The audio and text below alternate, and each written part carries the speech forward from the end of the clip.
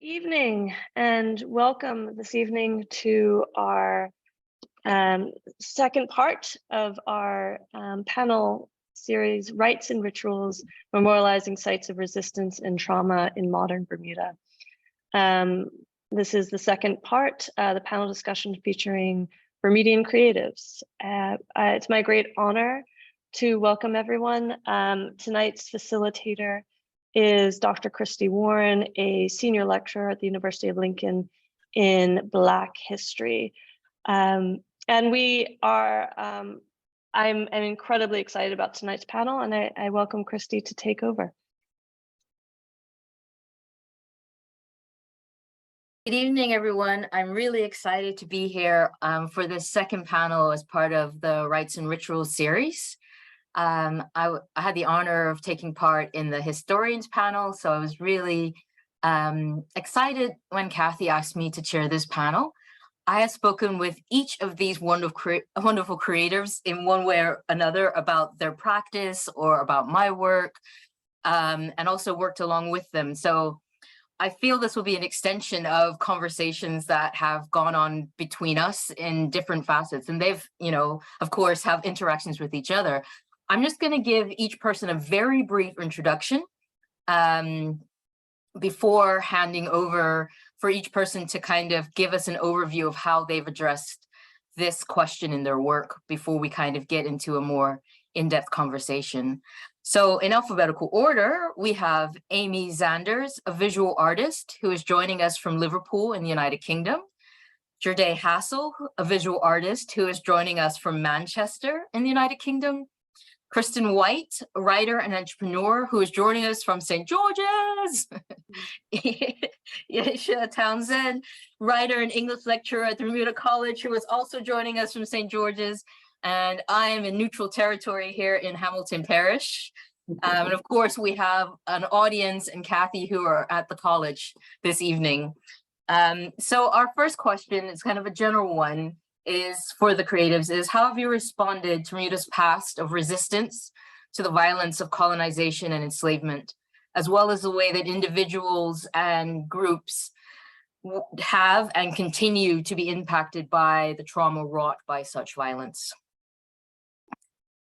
If maybe we can go in alphabetical order again, just for this time, and then maybe saying no. So let's go by volunteers. Who is happy to go first? Sure. Okay, go ahead. I think this particular question and how I address this is at the core of everything that I do. All of my work is kind of informed by the traumas that we've received as being not like in a post-colonial society, but in a post-colonial world and all of the things that come with that. I've collaborated with almost everyone on this panel and our work addresses that. So Gherdai, we have work, and Kristin, of course, is probably my main collaborator, and a lot of the things that we do are around the conversations of not just addressing our past, but addressing the gaps in our past, the things that we don't know, the things that we're still trying to figure out, and what that means about us as Bermudians, as people, as Black people, and our like molding together an identity. So I've probably written poems a lot, and that's pretty much where I sit in that. And I guess as Yesha was saying, some of the work that she and I have done together, specifically a project called Cartographies of Loss, which is about mapping those gaps in our cultural memory and trying to figure out like, how does the things that we never were taught, the things that we didn't know about ourselves, how has that created how we feel about ourselves, our country, and our place in the diaspora. So it's sort of like, if we could map those gaps, what would it look like? And how would we talk about the gaps? And how would we address the gaps? And so I guess one of the projects was that we actually marked unmarked sites. So went around the island and put up markers in the middle of the night that sort of listed passages from books and listed names of people that had been tortured or executed, enslaved people who were tortured or executed in these sites. And, what we wanted to do with that project was to just give people a moment, a pause to say, oh, wow, like I didn't know that, A, I didn't know this story, B, I never knew these people's names, C, I never knew about this work of art, because we would say the name of the book that the passage came from. And as we know, a lot of Bermudian literature is out of print, sadly. And also to have it be a growing sort of piece of resistance in its own right. So we put it up in spaces where we didn't have permission, sort of trying to reclaim those spaces. Many were taken down. Those that are still up have in many cases faded. So again, sort of that art of the actual story again, fading from out of our memory. So yeah, I think for me, I address it, I think, in some of the creative work that I do. And also as an entrepreneur with the tours that I do, the cultural activities, whether I'm curating a dinner for a company and it's a cultural storytelling dinner, and I'm going to be like, these are stories you never knew, or a scavenger hunt even for a company, like whatever it is, I feel that that we as creatives and as entrepreneurs are able to help people to fill those gaps as we fill them for ourselves. And I think that's the work, is that, you know, we're constantly trying to fill these gaps for ourselves and then feel inspired to share work that can maybe fill gaps for others.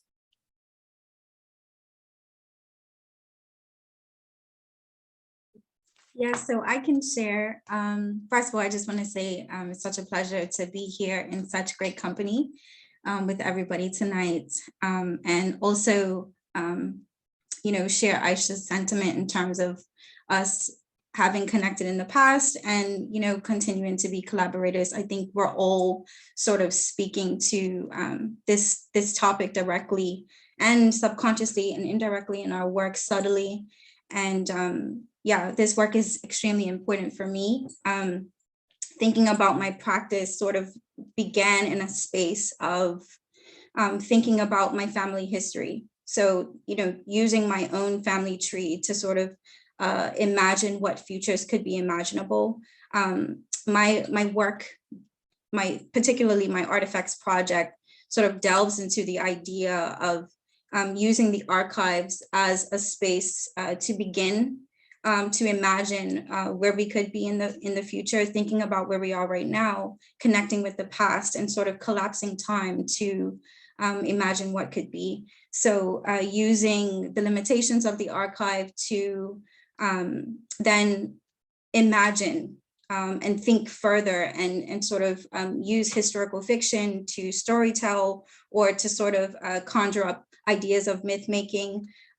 Particularly my project that I did, my first solo exhibition in Bermuda National Gallery, I Am Because You Are, was totally based upon my trip to the archives, having encountered the enslaved registry books, which were actually receipts for the releasement of enslaved people in Bermuda. That inspired me so much to think about, like, who could these people have been, rather than just a name in a book with a job, and thinking about the power of a name and what it means to create that space, to think about how we can imagine the humanity of a people. And so that exhibition was about reclaiming a name and giving a name, and also just allowed space to create imagery that didn't necessarily exist. I created paintings. I also created over 350 acetate digital collages, which coincided with the registry book. It was a lot of work.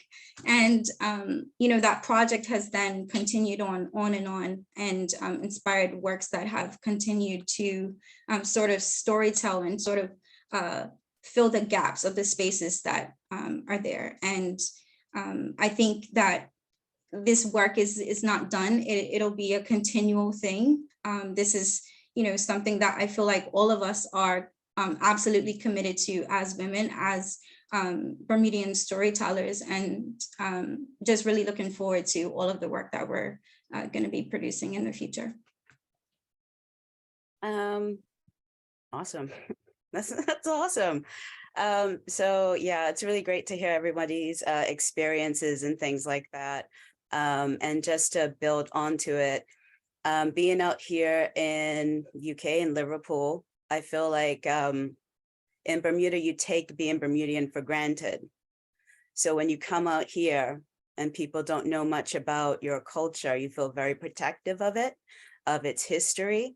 And so you start embedding motifs and icons that just so inherently in you and from you that you put it into the work, which becomes a challenge for your professors or whoever's viewing the work, thinking that it shouldn't, like, why do you have feathers? Why do you have yarn? Why do you have these images that we would perceive as being like gumbe or moon gates or anything like that, which a lot of people out here don't understand. Not only do they not understand, they kind of don't want to hear about the colonial histories that their relatives or England was a part of.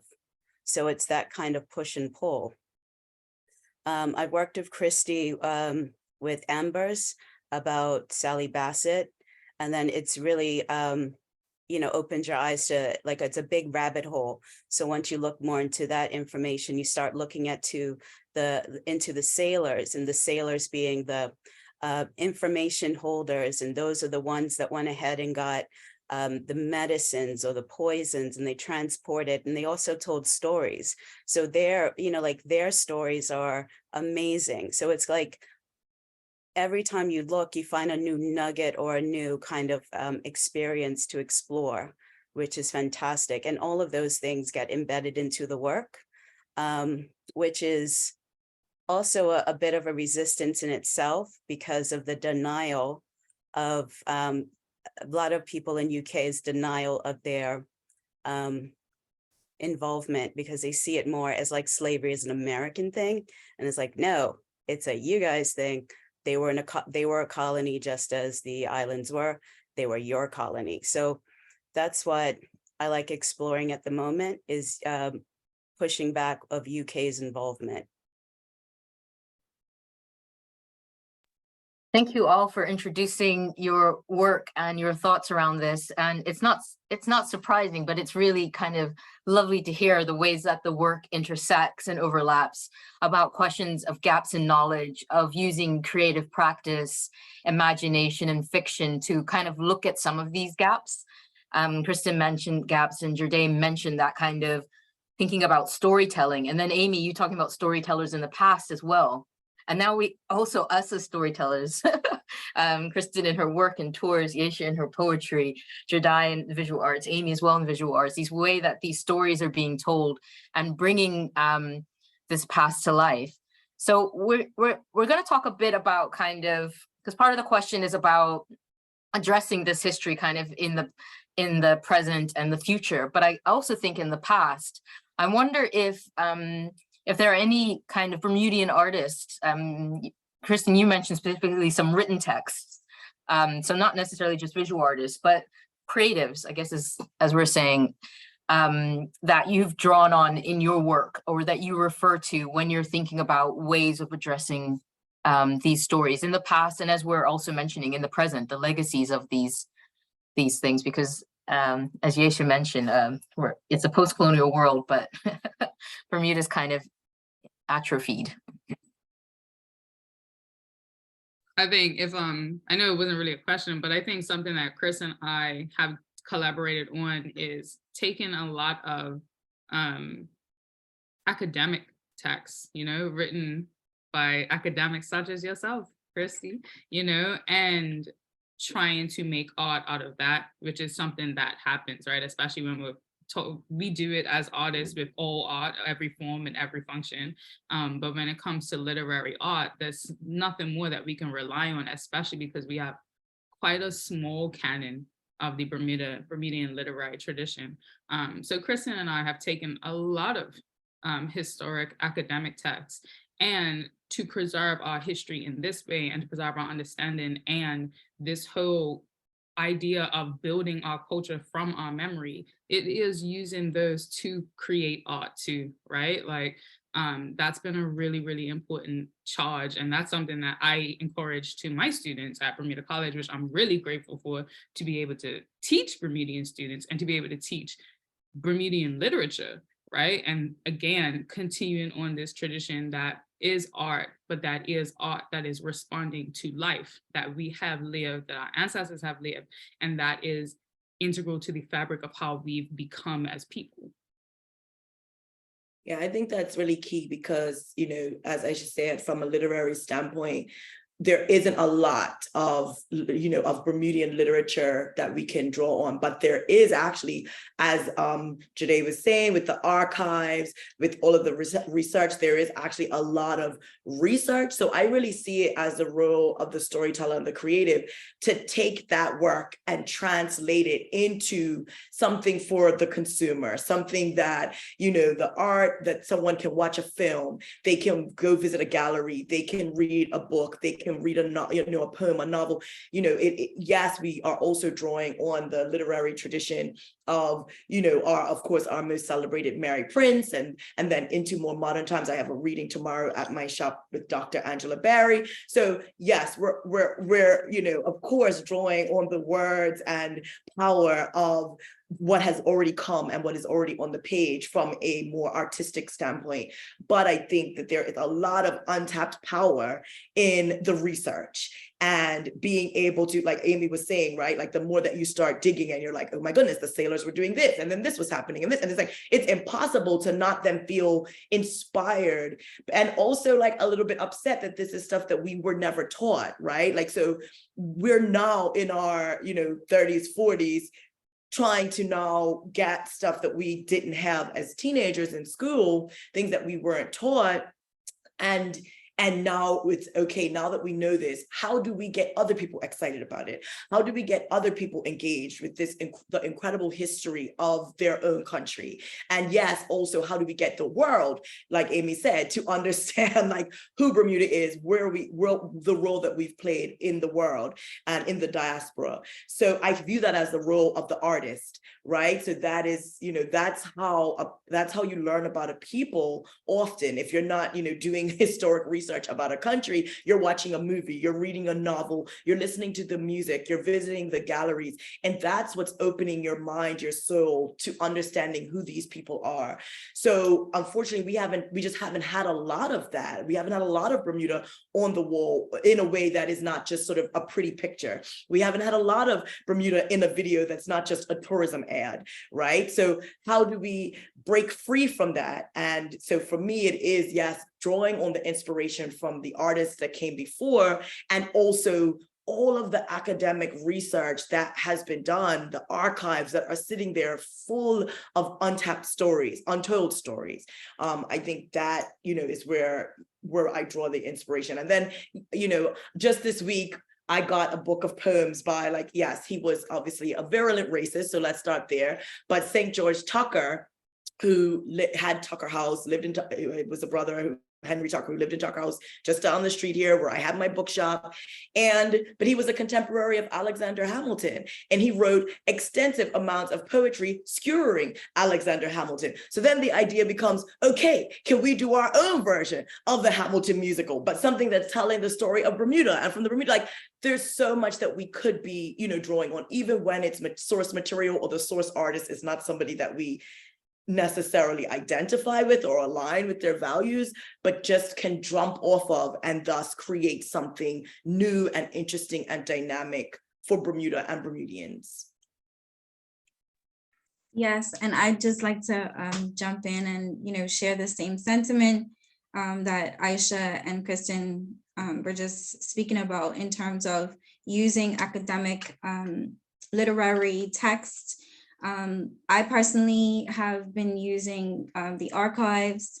Kristin knows, Yesha knows that, you know, we've sort of been scouring the internet and everywhere trying to get our hands on Mind the Onion Seed by Nellie Lawson, who has informed my work so much recently over the past couple of months. And Kristy, thank you so much for getting me some scanned copies of some pages, because, you know, like Kristin had mentioned, many of the texts, the literary texts that we have in Bermuda, which are so valuable, are now out of print. And so, you know, as artists who are sort of working within this sort of limited framework, it's like, how can we use our resources, pool our knowledge, and work within this framework to imagine, you know, a little bit more. And if you don't mind, I just wanted to like quickly share my screen, if that's okay. Yeah, of course, please do. Yeah, so I just wanted to briefly just share my screen and just share some of the images that, let's see, share some of the images that I have been accessing in Bermuda archives, which have been so invaluable to my practice, particularly the Annie Lusher photographs, which, you know, sort of like blew my mind when I encountered them. I actually like went to the archives looking for a little bit more information about my own family when I first encountered my family tree, which actually connects 8 generations present day to an Igbo tribe in Nigeria. And I didn't really find much information about my family in particular, but what I did find was, you know, these photographs, you know, which, you know, thinking about these photographs like at the turn of the century, like these are absolutely stunning and works of art within their own right. And so thinking about how I could, you know, activate or reactivate something that was, you know, done in the past, and maybe for even a different meaning or intention, but how can I use these images of some of these maybe descendants of enslaved people and imagine what their lives could have been or who they could have been. Just thinking about this idea of these people as time travelers, and me being a vessel like to access that space to allow them to now travel in this present moment so that we can tell new stories about who these people could have been. And so I'm speaking a lot about space because I'm thinking about my practice and like what I'm doing as sort of like a cosmic constellation of collage, but thinking about this space. So I thought about this idea of like nowhere and now here, but the meanings are different because there's a space in between here. And so thinking about where as Bermudian creatives, where we could create from is that space, that sort of pause and that void that allows us to imagine, you know, maybe images that we haven't seen in the past. And, you know, sort of stepping outside of the box, thinking about how we can maybe create more, be more, do more.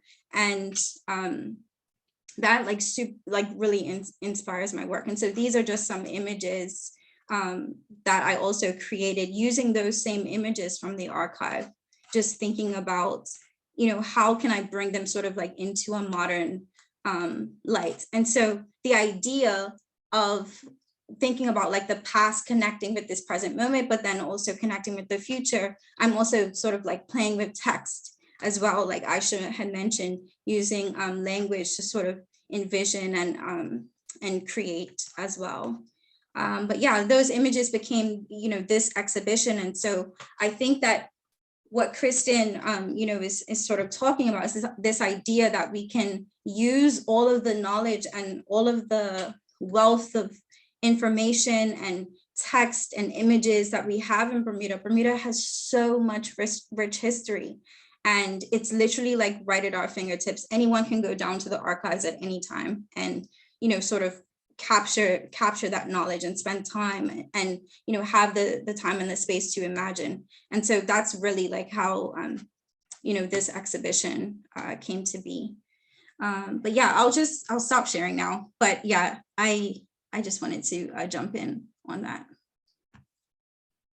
Thanks so much. I think it's really helpful. Now her. No, I heard it too. Profound. It's profound. She is profound. I thought the same thing, man. There's a space between now and here. It's immaculate, man. Hey, you're profound, fam. Thank you. I just feel spoiled.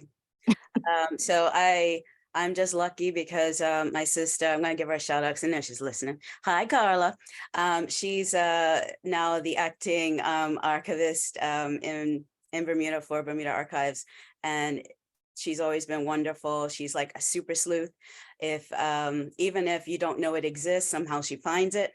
And then if it's something like, I need some information on this, not only will she just send me the information, but anything else related to it. And it's really amazing to see like the old documents, old advertisements, old everything. And then even like knowing, okay, all right. So I've known Kristy since I was 5. So also going like, Kristy, do you have this? So it's really great because I'm not there. It's too expensive to go to Bermuda. So I'm kind of stuck for now. So I feel like, and that's another thing too with like artists, when you're talking about like Kristin, when you're talking about artists and how we don't know, it's because like there's no funding for us that are interested in these kind of areas to actually get funding and go and do the projects, because these things cost money and time. How can you raise a family? How can you support yourself and do all of this amazing work if you don't have the funds to go ahead and do that, you know? So I think we're out of luck, or we're missing a lot of these little points because there's not enough funding for us to be able to do our work. But yeah, I've been very, very lucky that I have amazing people in my life that can feed me information. And if I have a question, they're just easy to answer it. And then I can just like spin it in and then create like multi-layered videos and installations and be able to make that come alive with the information that they've given me. And it's somehow when you do those kind of like talks with people, not talks, but you speak with people, interact with people, and then these images and viewpoints start coming in your mind. And then all of a sudden you just go into a zone and things just appear. I don't know how it happens. I don't know why it happens. It just does. So that's my process, I guess. Thank you all. I'm just so lucky to be listening here, and it's nice to hear some links back to the previous panel. The idea that the work that we're doing complements each other, and I guess you know as well that I seep out of my history, my history box sometimes to work with Amy, and I really feel that a lot of if we go a little wider, like to Caribbean thinkers, a lot of them say we need the creative work. That it's essential. And I really loved, Kristin, that idea of how do we translate these histories into something that's meaningful to people today, how to that people can engage with. And also that idea of breaking from, I wrote it shorthand because I was rushing, but I put it down as breaking free from pretty. I think you were talking about the tourist ads and things like that. Like, how do we really engage with the complexities of our past? And we do have the trauma, but what comes through as well is the resistance. I think in all the work, like these sites of torture and execution, the voice that we can get of the people is so strong. And then Gherdai, the way that you've used these images of descendants of enslaved people to think about their ancestors, to put faces, new faces by using collage, new faces to people that we will never have images of. I mean, it's just not going to happen. It's not in the archive. So that way of thinking about those gaps that we were talking about earlier, how do we as, well, more you than me, how does a panel of storytellers and other visual and creative artists kind of write these in? And also, how do we make sure that this work is supported properly, resourced? The idea that people need time and money to make these creations. My dad likes to show me kind of clips from CBS. He was showing me one the other night about a kora player, and that idea, reminder of like the griots, and like this idea that this was something that was respected. And this is something that is known in Bermudian culture about that. And how do we make space for that role? How do we, and respect that role, I guess, is the most important thing. And one more thing that I was thinking about is that this idea of kin and fictive kin, when Gherdai was talking about going into the archives and not finding her family, but finding these traces of other people, this idea that these are not always people that we're directly related to, but in some ways we may never know. I found a postcard the other day that had my relatives on it. I would have never known they were my relatives. Someone just took a picture of them, and that's blowing my mind at the moment as well. These things that, we were talking about, things we don't know about it ourselves. and that we're trying to help others to discover about themselves. So I guess we don't have tons of time. So I wanted to make sure that we spoke about the future, which we have been talking about, I think, in Gherdai's gap of now here, that we're now here in this moment. What are we doing in this moment to kind of shape the future? And I guess in thinking through this question, thinking about our work, your work as individuals or collectives, but also more generally, going back, I think, to something that Kristin said in the beginning, thinking about how these things are marked in the landscape. So I guess those are two kind of levels to think through this time around. How are we kind of, how is art going to be, how can art shape our future? And thinking through that, especially about public art. I think it's interesting because, so there are lots of statues now in different sites.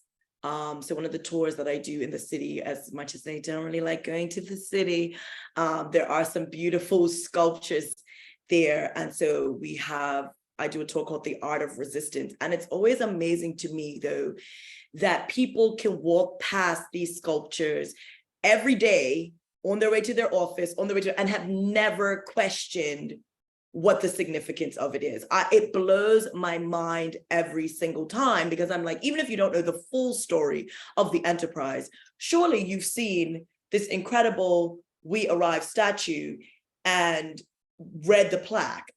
There's this lack of interacting with the landscape, which I find really strange. And I'm not really sure how to address that. When Yesha and I put up one of the signs that we put up was over on the Gallows Island, which is now Ordnance Island in St. George's. And when I was the tourism manager for St. George's, one of the things that I really wanted to address were the stocks, the pillories, the whipping post, the ducking. I hate them all. I don't want them around. I don't think we need a reenactment of the ducking. I don't think we need the stocks, people posing in the stocks. And also, although there were the stocks, there was also a whipping post that no one ever really noticed. It was always there. It's a post with basically restraints, wrist restraints. And no one noticed it, and no one would, when I wanted to put up signs explaining the context, oh, you young people are so PC. I'm like, I'm 38. I don't understand like this conversation. But they've now moved them from off of the town square, put them on a sort of larger space over on Ordnance Island, and put up a sign that talks about the punishment corner. Doesn't really talk about any of the full realities of what went on there. And so one of the signs that Yesha and I put up was the names of people that had been tortured at that whipping post. Obviously, this is a rebuilt whipping post, not the original, but it's symbolic to me of what actually happened there, and the fact that there is no marker, there's nothing like really talking about it in full context. And we would sit across the harbor and watch people walk over there, read the names, and it would have their name, it would say their age, it would say their crime, attempting to escape, it would say their punishment, whipped on their naked back, 39 lashes on their naked back. And it had a list of maybe a dozen or 15 names. And they would read the names, and then they would scan, there was like a QR code, they would scan the code, and then they would just go pose in the stocks anyway. And it was really quite startling, I have to say, although I know I live in a place of delusional optimism all the time, but I really was like, no one would read this and then go pose in the stocks. And they did anyway. So I guess all that to say, like, as we imagine a future, I think about it in terms of the longer game, because it's a multi-tiered approach. It is film, it is visual art, it is like, I have a web series that I'm starting to film, and one of the episodes is going to be looking at Suzette Lloyd's book and her phrase, the mildest aspect, slavery is the mildest aspect, which Yesha just got tattooed on her neck last week. It's a phrase that like gets me so emotional. I just can never say it without actually like tearing up. And so I'm going to address that like in a web series, in a comedy series. I talk about it in the writing. I talk about like, I honestly think we have to like throw everything at it. And yes, that means like, as Amy said, the funding too, because we haven't had the time and the space to really put a lot of the work out there that needs to be out there. And so now I feel like it's going to be something that will continue for all of our lifetimes and into the next, which is why I'm so excited to see young like visual artists, musicians engaging with history. So young 20, younger 20 somethings who are like interested in learning, and they'll ask me questions and they want to know more about it, and they'll comment on posts, and then I can see it show up in their work. And I think that's where we have to be thinking as well. It's our work and what we're doing, but how are we empowering the next generation of artists so that they are also creating, because the gaps are long and wide and deep. And I think it's going to take a lot of work by a lot of artists and historians, creatives and storytellers to even make a dent in the cognitive dissonance of what it is to be a colonized people. And so there is power in the naming, and there's power in the statues, there's power in marking sites, and yet there's so much more that has to be done. I would say, in thinking about my work specifically, because sometimes I forget that I actually do work on my own. Like, I love that I was like, oh yeah, I'm doing stuff with Kristin and Gherdai, nothing about my own things. But I've actually been working on a collection of poems called The Church of Sally Bassett for the last few years now, in which I'm reimagining Sally Bassett as Bermuda's solar deity. If we were to be a people, which we wouldn't be, to worship a solar deity, who but Sally Bassett to be our sun, right? So taking this lore, this history, this thing that we have that we know to be true, and reimagining it, right? In a way that gives us a bit more perspective and gives us a bit more space to play with. So in reimagining Sally Bassett as the sun, now I can look at her life in a completely different way, and how us as people being Black, being of the diaspora, live and breathe in Bermuda. It means that the future is possible, right? Like ancestors' wildest dreams, and that us being alive is literally like proof of the future in living form. So my work has now, I think, always been trying to readdress and reimagine what that looks like. And I see it a lot in Gherdai's work, with her alibi and how her alibi women, and how to reimagine this Afrofuturism to what we can look back at from whence we came, which is always the James Baldwin quote that I circle back to, because it helps me to allow who I am and where I'm going, right? Like, know where you are to know from whence you came first. So I think my work has been now recently trying to create a new idea and look at our cultural heritage, our cultural memory, our scribed things that we have from a completely different way, and how we can reimagine it so that younger artists can see themselves reflected. Like, that's the whole thing of this, right? Like, we can make these things and create these pieces from all of these historical documents, whatever, but we need to be able to see ourselves. That's what Toni Morrison did. That was really great. That's what, if we're going to talk about Caribbean writers and artists, that's what Junot Diaz did. That was great, right? Like, Dominican people can see themselves reflected in his writing. So that's, I think, at the core of looking at a future for us is, can anything that I create be a reflection of not just me, but of Bermudian people, and in a way that is new, or as new as it can be in the Lord's year 2023. That's fantastic. I just want to say, thinking about the future is literally one of sort of like the pillars that hold up my practice. Because when I think about like this idea of like liberation, or like this idea of freedom as a people, which is so funny to think about in a post-colonial society as a colonized people.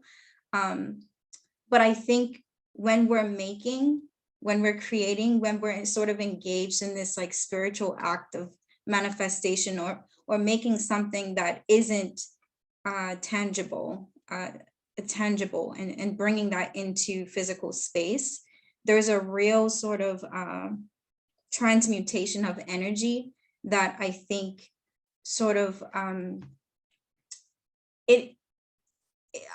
think it's magic. I just personally think it's magic.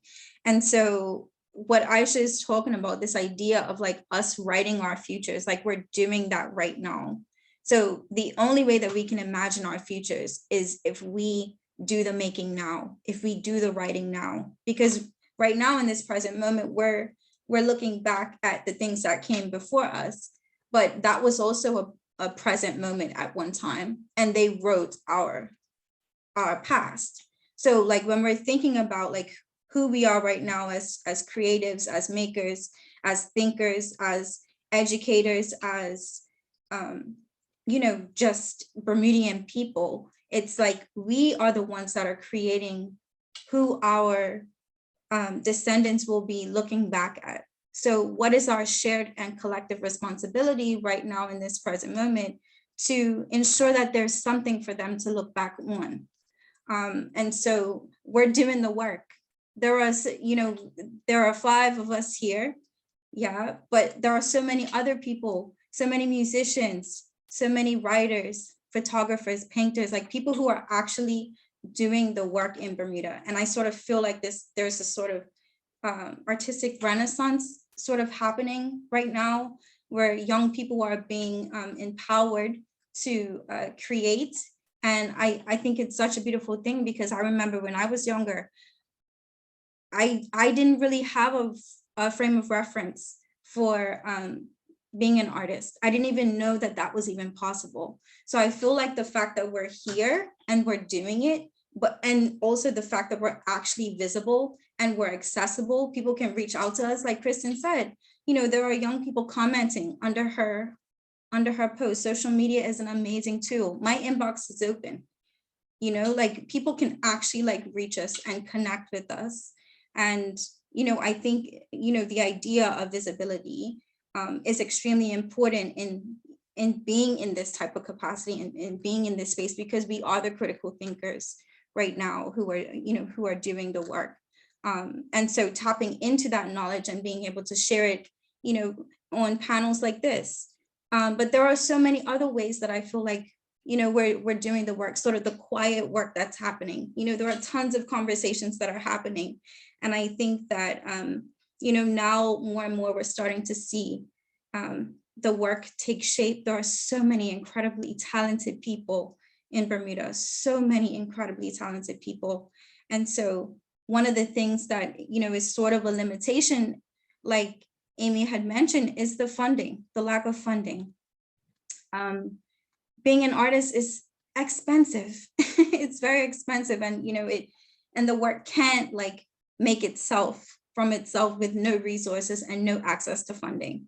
So, in thinking about like how we're going to write our future, how we're going to, allow young people to step into more creative roles, and allowing young people to know that this is a viable career, that they can actually like do this. Because I know when I was younger, I only believed that I could, maybe do something corporate, right? Like that's sort of like what happens in Bermuda. We sort of get this idea that, within the limitations of like how we function as a society, that there are only certain career paths that you can follow.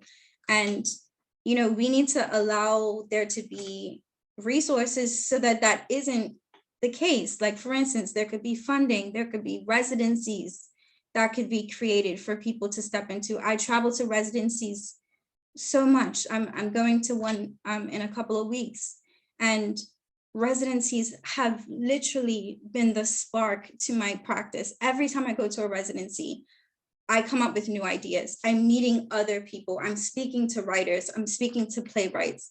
I'm speaking to, painters and photographers. And so, art isn't sort of created in a bubble.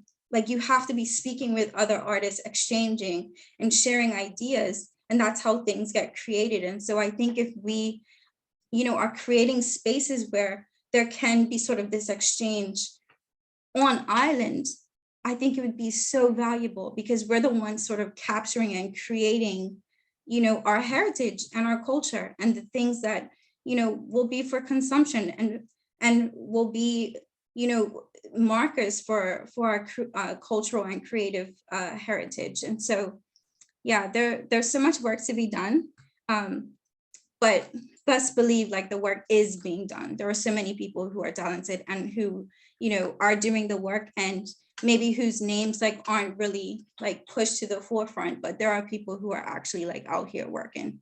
And I just want to say, like, keep going, because we're all writing our futures. I'm glad we came to this question, because I have some ideas. All right, hear me out. Right now, Liverpool Biennial is going on. The theme this year is Omoya, the sacred return of lost things. Basically, Liverpool is coming with a reckoning with itself, because it was like one of the mega slave points in UK. So right now, the job that I work for is called Blue Coat. It's called Blue Coat, and it was built in like 1717. It's the oldest building, the oldest art center in UK. Basically, it was built by this huge merchant who was a huge part of the transatlantic slave trade. So what we have to do first is acknowledge it. Like, I feel like there's a lot of like people not acknowledging. I know that you guys are doing your job of like saying this happened, that happened, but there's a lot of people back home that are still kind of like, no, it wasn't that bad. So once we acknowledge it and put it forward, like, yeah, it was bad, we're going to make it right now. We're going to do things right. We're going to acknowledge. Once that happens, I feel like we can't really move forward as fast as we should. One of the things that we could do is like, I love the idea of our writers. I'm not a writer. I'm going to admit that. That's fine. I'm an artist. But as writers, I would love to see poems and poetry and past writers, Florence Maxwell, some of her writing texts, Angela Barry, Yesha, yourself, Kristin, Kristy, you guys in your writings. I would like to see something, or Brian Berlin, like, you know how we have like the walkways or there's little like cement steps. I would love to see things where it's like poetry written on them, or cement ways where you're walking paths where it's like written things on there. And that's one way of commemorating the past and also the future, with like these kind of texts that are embedded in there, where it's not intrusive, it's not another statue, but it's there. Also, if you want to go subtle, you can have the little plaques, but we had a plaque here for what's his name, Charles Wooten. That thing disappeared, somebody stole it. But anywho, we can go with the plaque thing, that might work, or like little bricks, put it in there with like, this is where such and such happened. What I would love to see, though, going back to the Liverpool Biennial, is have Bermuda's Biennial expanded. So it's an actual committee that works nonstop on a biennial. That way, when you're talking about like stocks and pillory, can you imagine how awesome or scary or whatever, or emotional it would be, but seeing like the entire square filled with like stocks and pillories, but with like bright colors or something like that, where you walk in there and it's kind of like an airy feeling, like thinking in terms of these like monuments, but only for a short period of time. I'm not saying for a long period of time. I'm talking about like a biannual thing where you attract visitors to come in and see the work. So you're memorializing, but also like celebrating, as well as having a sort of reckoning of the past with artwork in the now. So instead of there being like permanent sculptures, it's kind of like, all right, for 3-4 months, this is happening. And it's happening not just at the National Gallery, but also happening in like spaces outside the library, in museums, in casemates. I saw like I did watch the thing on casemates. I thought it was awesome.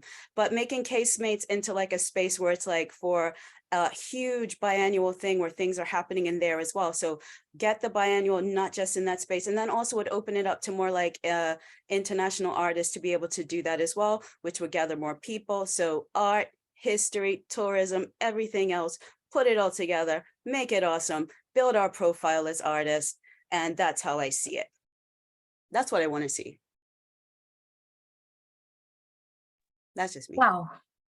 There is a lot there. Thank you so much for sharing your vision of the future. And grounding it in the present, like what we're doing now, that question that Gherdai asked, and what Amy is saying, what are we doing now to help create the future that we want to see?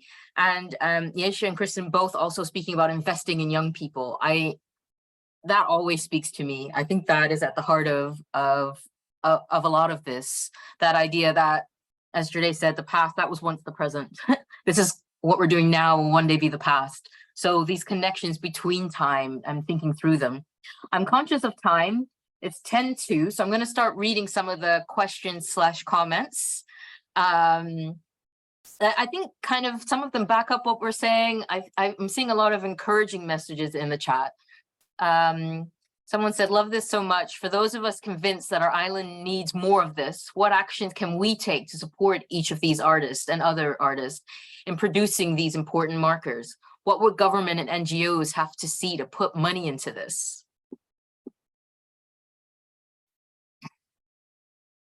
I mean, I think, this is what's the difficult part. And I think for those of us who sort of straddle both like the line very widely, like as an entrepreneur that also like is a creative. So as an entrepreneur, I feel the work that I do as an entrepreneur, I'm doing it so that I can fund the work to be a creative. Like I'm over here doing certain work that maybe I'm not as passionate about, which gives the space to be able to do this other work. And that's not obviously the world that we necessarily want for everyone. We want to have full-time artists. We want to have, funding being put to these into these spaces. So I think, one of the things that I think with the corporate work that I do and working with some of the companies is that we need to create opportunities for them to invest in creative projects and in creative people. And I think right now, when a company wants to donate money to the arts, they're going to donate it to the National Gallery, to Masterworks, right? Or to, those two museums, those art galleries. There isn't really a vehicle to be able to say, okay, these are creative projects that are going on in the country that need investment. These are films that need producing. These are artists that need funding. There's no vehicle for that. And yet these companies are sitting here with a lot of money and they also have an interest, but there's just no vehicle. There literally is no way. So Yesha and I, for example, were commissioned by an insurance company to write a poem, right? That is the type of work that we need funding for, because then that allows us to be able to create. And I think there needs to be some sort of, I don't know if it's through the Department of Culture, I don't know if it's through BEDC, Bermuda Economic Development Corporation, but the fact of the matter is there is a ton of money here in the country, and there is money that they're looking for projects. They're looking for things that will have impact. They're looking for things that will create jobs, right? So a big sort of buzzword around job creation and the social enterprise element of job creation as well is something that more foundations, because my background is nonprofit management, more donors and foundations are looking to invest in projects that eventually will sort of, in a way, lessen the need for charitable donation. So one of an MLK quote was, we shouldn't let philanthropy blind us to the fact that there are reasons philanthropy is needed. One of the reasons that charity is so needed in Bermuda is because we don't have enough job creation. So you need to be creating jobs so that people are less in need of the charitable donations that are coming through some of the social fabric of the charity arms.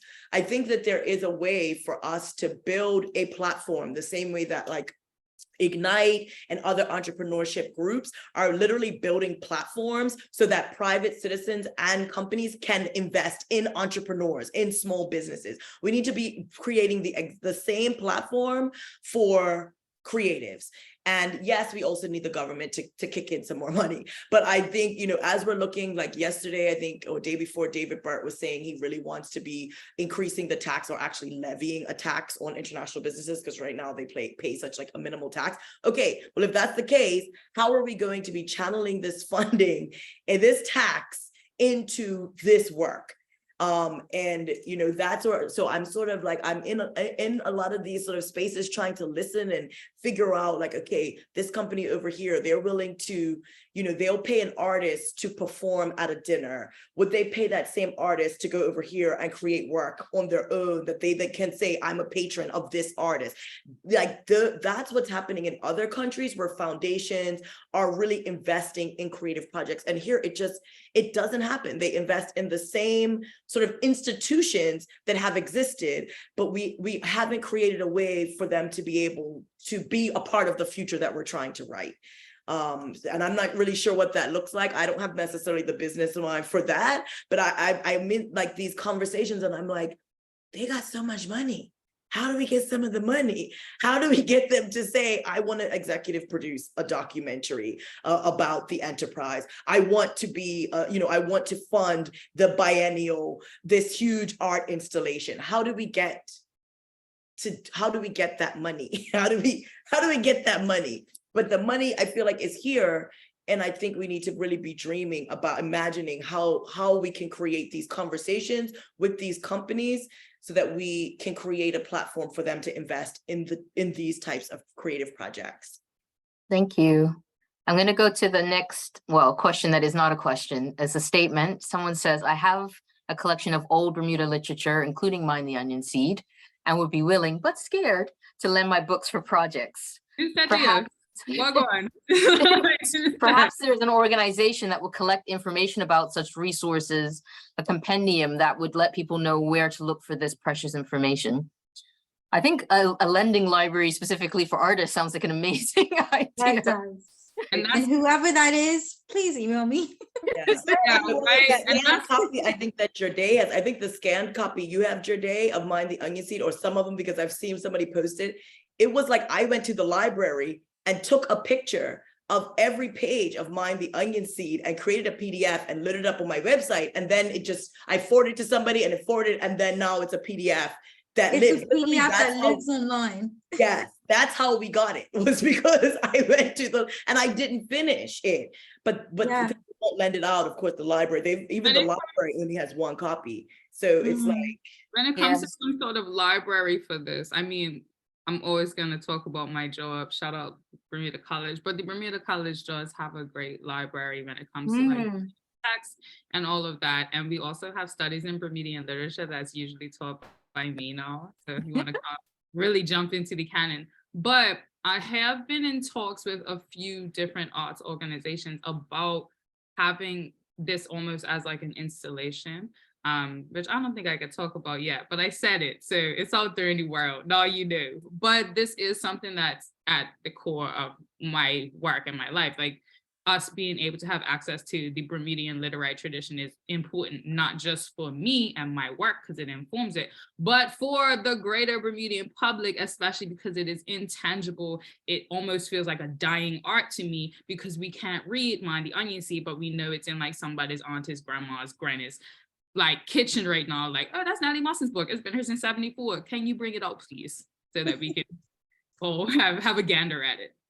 So what would be the because it would be nice to have all of these books online because they are so rare, and so that it's a place where we can go back and use these materials. We're talking about using historical documents, old stories, Bermuda literature. I mean, I want to be know all of it. I want to be a part of that, but it's like even for us living overseas, like I really feel that either the library or the archives or something like that, hopefully they can scan it and have it. It's a big project, but be able to have it where it is like a PDF where we can actually. The biggest issue will be copyright. Copyright issues. Yeah, even the PDF so, that I created was technically not, you know, but I was using it like for a course, and I didn't do the whole book. But yeah, there are. Yes, but I think it's an important question. I think there's Amy. I think that's an important question. I think there's the resources there in the library because they've done a lot of scanning of like newspapers and old magazines and stuff like that aren't impacted by copyright. But maybe that's a nice project to start thinking through, working with people around It's that. out of print. It's not like they're going to be back in print anytime soon. So No, it's- but they're still in copyright. I know, but it's like there they has to would be a be way. back in print. I think that's the main project. And I know Yeah. it's about Yes. culture, you know, in a lot of the cases with some of the books that are out of print, it's about getting permission from the families to let them be back in print. You know, but that is another one of the projects that I've presented to some of the companies that are like, oh, we'd be looking for an impactful project. I'm like, wow, what wouldn't you be interested in creating a publishing house that brings out of print manuscripts back into print? That sounds like a wonderful, impactful way to spend $100,000. You know, so I think that's, yeah, some of it is the copyright issue, and then it's the resources, and but hopefully it is something that is going to be addressed in let's manifest that it will be addressed in the next decade. So I'm going on to the next one. Thank you all so much for this incredible discussion. So inspired and appreciative of you all. Hearing some answers already, but still want to ask, what can those of us who are cultural gatekeepers of places, collections, and other tangible and intangible markers of memory do to truly shift and change the interpretive paradigm, to really shift curatorial power to you as curators and creatives? How do we sustain such reimagining of heritage and culture, especially when our cultural sector, oops, sorry, I went down too far. Where am I? Oh, especially when our cultural sector and its funding is often so constrained. Yesha. We need space, we need time, we need a platform. You have a building. What can I do with, you know, with these cultural gatekeepers? What do you have? Do you give? I think artists, and we need whatever you have, whether it is the time, whether it is the platform, whether it is your whatever funding that you can have access to. What I appreciate what Kristin said is that we can apply to like BAC once a year to get funding for like a project or part of a project, but then it's usually in some small part of something large that we really are trying to do. I've been working on a manuscript for 10 years, but I don't have time to go, unfortunately, like Gherdai, like I have to work all the time. I can't go on a residency or a retreat and, you know what I mean, and actually grow and help my work to move. So I just sit here, look at this manuscript for 10 years and it doesn't develop. But these particular organizations, like, one, we need to be able to establish residences on island, like Gherdai said, and we need money to be able to do that. We need space to be able to do that. We need time to be able to do that, right? So it's absolutely everything that you have that can be currency for artists to use. Maybe some sort of a like round table or visiting like each museum. I know that's something here in St. George's, for example, Mitchell House, you know, the Mitchell House that's run by the St. George's Historical Society. They're trying to figure out, right? How do you remain relevant? You've been running a museum for 100 years in this 18th century property. How do you remain relevant and exciting, not just to visitors, but to Bermudians? And you know, one of the things that I've been saying is like, well, maybe you can open house and let us come in, and we could come in as artists and creatives and say like, we would love to do an event here, or we would love to do something here. They've got a replica of a Gutenberg printing press, right, in their basement. And I'm like, the idea of us being able to write something and do like print work in that basement, on their press, like, so there's things that are in these spaces that I think people don't even know exist because we haven't visited in years, or maybe never, or when we were little in school, and we haven't necessarily felt maybe empowered or invited to go into the spaces with that in mind. So we know that we can go into the museum, but can we go into the museum with the idea of, you want us to come in as artists and creatives to reimagine what this space could be alongside us? And so maybe that's a part of it. I mean, there are conversations that happen, but maybe it's something that needs to happen on a grander scale, that it's like, okay, every museum, all the spaces, you know, the archives the other day had an open house. And that was amazing because, again, like, you may write in because you're looking for something specific. And of course, you know, Carla, she'll send you those specific things, but they brought out the things that you don't even know to ask for. You don't even know are there. So they had these pictures that were done by a Black photographer in St. George's, like, you know, in the I think it was in the 1900s, and he had a photo shop like down the street from where my shop is now. Like looking at these pictures and thinking like, I would have never known to be like, can you bring out any photographs of St. George's by a Black photographer? And you know, you don't know that they're there. So these types of open houses where you say, come on in, see what we have, see how you as an artist, hopefully it inspires you as an artist and creative to connect with us to see how you can use the space or our exhibits and artifacts as part of your work. Maybe that's just sort of a low-hanging fruit item, but they also have to be sort of open to the fact that we as artists and creatives are coming in with as well, like a lot of energy, and we are gonna, the reels of how these spaces turn, the slowness of it sometimes turns us off from wanting to partner on a long-term basis. If feel like, okay, there's got to be a meeting after a meeting and a paper after a paper to just talk about doing one project, we end up just being like, okay, we'll just do it over here instead, you know? So I don't know, but the conversations I think are a good place to start at least. So that's an interesting point about conversations. You were talking about conversations with organizations, and there was a question in the chat about creating like a creative support group or organization in Bermuda. And there was also an issue, something that came up about space. Someone in the chat was suggesting about converting Southlands into an art community with theaters, workshop spaces, dance studios, etc. So the idea of thinking about space in Bermuda where some of these things could happen, and also creating networks. I think people feel really inspired by conversations like this as well. And it's like, how do we make sure that this becomes something? So I think I'll end with this comment. It's not a question again, but I think this is a good place for me to stop before handing back over, because I'm noticing we're after the hour now. Before I do that, I just want to say thank you to all of our panelists for joining us tonight and giving of their time and energy and insight to engaging with this. I think what's come across to me, biggest of all, these are Bermudians who love Bermuda and care about Bermuda, Bermuda's past and present and future. And I believe the people that are listening care about Bermuda too. And that's some way that we can connect with each other. And I think I hear it in this statement. As an artist, it's refreshing to know that this discussioning is happening and that people are acknowledging the plight behind creating, especially in relation to culture and history. They're all interconnected for the process of telling the stories of the past and continuing legacy to become the stories to be told in the future. Definitely would love to see more of this and innovate brainstorming.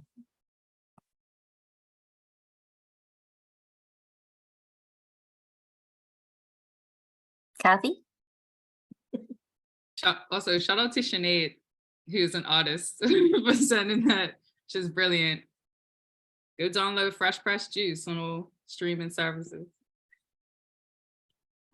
I just want to say thank you to all of you for this. I know I for one, and I'm probably speaking for a lot of people attending this evening, would love for this just to keep going on. And maybe we can have a revisit of this discussion. I know I work for the Department of Culture as a cultural program manager. I don't control the purse strings. If I did, there would be a hell of a lot more money going towards these types of projects and ideas that are being bandied about. But I think also there's so many great ideas in terms of also how to structure and approach creative work. So thank you for this. And I'm hopeful that it's opening up a conversation that will continue. I'm thankful for the fact that you opened up this conversation amongst yourselves to the public to share and engage in. Thank you for everyone for coming back. If you wanted to ask any questions, I will also, the person who kindly offered to share Mind the Onion seed, I will get you in touch with the people that would be interested in very carefully, potentially scanning it. I think one of the things I'd like to do at the end of this is maybe do up a compendium of some of the ideas that were almost like a note or meeting note to mention several of the things that were discussed to share with everybody that attended, just so that we have this and can continue to think about it. But thank you so much to all of you. And the Bermudian Heartbeats doesn't have anything until October, but we are open to ideas. Please reach out. we're always open, especially if you're creatives, about things that you're wanting to do and thinking about how we can coordinate with other external bodies as well. So thank you so much, and have a wonderful, wonderful August evening. Thank you. Good night. Night. Bye. Or go